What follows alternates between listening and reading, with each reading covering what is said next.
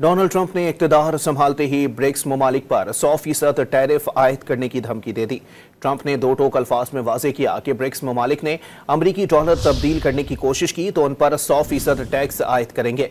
BRICS 10 ममालिक के इत्तेहाद पर मुश्तमिल है, जिसमें रूस, ब्राजील, चीन समेत दीगर शामिल हैं। डोनाल्ड ट्रंप ने व्हाइट हाउस में सहाफियों से गुफ्तगू करते हुए कहा कि वो चीन पर 1 फरवरी से 10% टैरिफ आयद करने का सोच रहे हैं। डोनाल्ड ट्रंप ने इक़्तिदार संभालते ही ब्रिक्स ममालिक पर 100% टैरिफ आयद करने की धमकी दे दी। ट्रंप ने दो टोक अल्फाज में वाजे किया कि ब्रिक्स ममालिक ने अमरीकी डॉलर तब्दील करने की कोशिश की तो उन पर 100% टैक्स आयद करेंगे। ब्रिक्स 10 ममालिक के इत्तेहाद पर मुश्तमिल है, जिसमें रूस, ब्राजील, चीन समेत दीगर शामिल हैं। डोनाल्ड ट्रंप ने व्हाइट हाउस में सहाफियों से गुफ्तगू करते हुए कहा कि वो चीन पर 1 फरवरी से 10% टैरिफ आयद करने का सोच रहे हैं।